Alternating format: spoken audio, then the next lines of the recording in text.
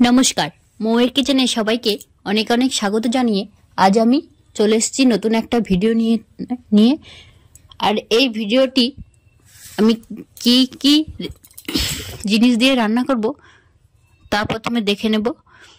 आमी प्रथमेई शिम निये नियेछि। शीतेर दिन मानेई बाजारे एखन शिम उठबेई प्रचुर परिमाणे और एते प्रचुर परिमाणे भिटामिन आछे। ताई एई शिम आमी भालो करे धुए परिष्कार करे रेखेछि। एबार छोटो छोटो टुकरो करे आमी एई शिमगुलो केटे निচ্ছি। आमार भिडियोगुली यदि आपनादेर भालो लागे लाइक कमेंट शेयर करे चैनलटिके अवश्यई सबस्क्राइब करे देबेन। এইভাবেই সমস্ত শিমগুলো আমি একে একে কেটে নিচ্ছি। এবার একটা প্লেটের মধ্যে কাটা শিমগুলো আমি তুলে নিচ্ছি আর নিয়ে নিয়েছি দুটো আলু। এই আলুগুলো আমি টুকরো টুকরো করে কেটে নিচ্ছি। আর এই রেসিপিটার জন্য যাদের সুগার আছে তারা আলু বাদ দিয়ে দিতে পারেন, তারা আলু দেবেন না। এবার আলুগুলো আমি একেবারে ছোট ছোট কিউব কিউব করে কেটে নিচ্ছি।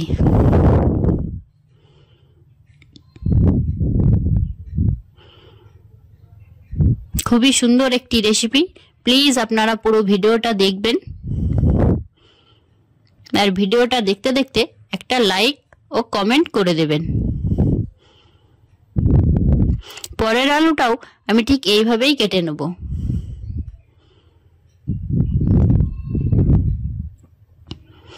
এবার আমি আলুগুলো একটা প্লেটের মধ্যে তুলে নিচ্ছি।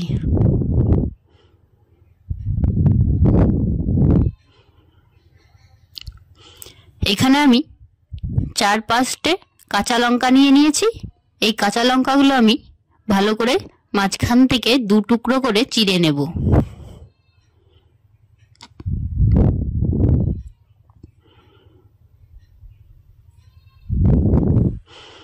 এবার আমি কাঁচা লঙ্কাগুলো প্লেটের মধ্যে তুলে নিচ্ছি আর ফোড়নের জন্য নিয়ে নিয়েছি আদা আর কালো জিরে। আজ আমি রান্না করব বেতো শাক।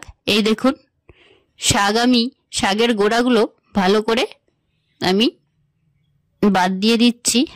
এইভাবে শাকগুলোকে ভালো করে বেছে নিতে হবে। এই শাকে কিন্তু প্রচুর প্রচুর পরিমাণে ভিটামিন আছে, তাই খাবারের সময় অবশ্যই এই শাক পাতে রাখা দরকার। বেতো শাক, এই বেতো শাকের গোড়াগুলো আমি ভালো করে ছাড়িয়ে নিচ্ছি। এই শাক খেলে কোষ্ঠকাঠিন্য তো দূর হবেই, তবুও এতে আছে প্রচুর পরিমাণে ভিটামিন। এবার শাকগুলো আমি ভালো করে বেছে ধুয়ে নিয়েছি। শাকগুলো এবার ছুরির সাহায্যে আমি কুচি করে কেটে নেব। এইভাবেই কুচি কুচি করে আমি কেটে নিচ্ছি। আমরা জানি যে ভিটামিন জাতীয় জিনিস খেলে চোখের প্রবলেম থাকে না। যাদের চোখের প্রবলেম আছে তারা এই রেসিপিটি অবশ্যই বাড়িতে খাবেন। খুবই ভালো একটি রেসিপি। এই শাক খেলে চোখের দৃষ্টিশক্তি বাড়াতে সাহায্য করে,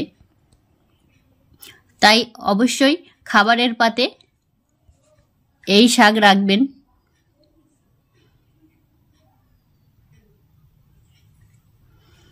আমি শাকগুলো কুচি কুচি করে কেটে নিয়েছি।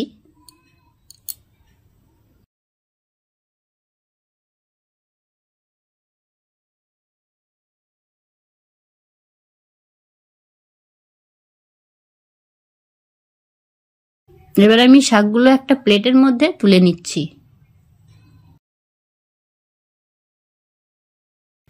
এই দেখুন একেবারে ছোট ছোট টুকরো করে আমি কিন্তু শাকগুলো কেটে নিয়েছি। এবার কড়ার মধ্যে আমি সরষের তেল দিয়ে দিচ্ছি।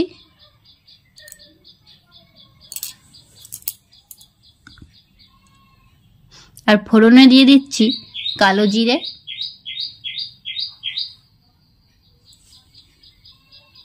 আর দিয়ে দিলাম আদা কুচি। আদা আমি থেতো করে রেখেছিলাম, সেই থেতো করা আদা আমি ফোড়নের মধ্যে দিয়ে দিলাম। এবার এর মধ্যে আমি একে একে সব দিয়ে দেবো। আলুগুলো, কাটা আলুগুলো আমি এর মধ্যে দিয়ে ভালো করে ভেজে নেব। আলুগুলো আমি হালকা করে লাল লাল করে ভেজে নেব।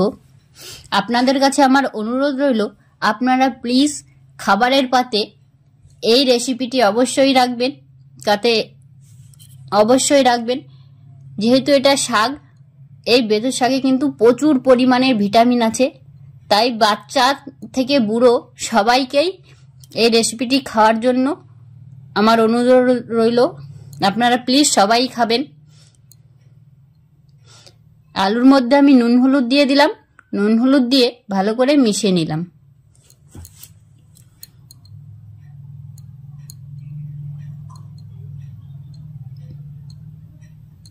এবার আমি শিমগুলো এই ভাজা আলুর মধ্যে দিয়ে দিচ্ছি। শিমগুলোও আমি কিছুক্ষণ নাড়াচাড়া করে ভেজে নেব। খুবই সিম্পল ও সহজ একটি রেসিপি, খুবই অল্প সময়ে বানানো সম্ভব এই রেসিপিটি। এবার আমি চেরা কাঁচা লঙ্কাগুলো দিয়ে দিলাম।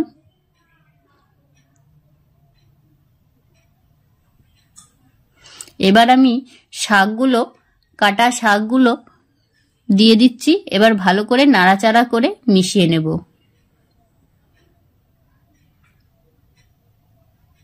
আমি যেহেতু আগে আলুর মধ্যে আমি লবণ দিয়েছি, তাই আমি এখন আর লবণ দিচ্ছি না। এই দেখুন, এবার আমি ঢাকনা দিয়ে ঢেকে দিলাম। আমি এক্সট্রা জল দেব না, এতেই কিন্তু সেদ্ধ হয়ে যাবে।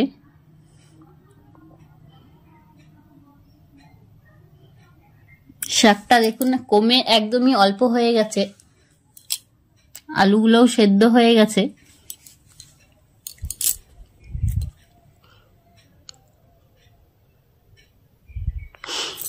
আপনাদের সকলের কাছেই আমার অনুরোধ যে আপনারা প্লিজ পুরো ভিডিওটা দেখবেন।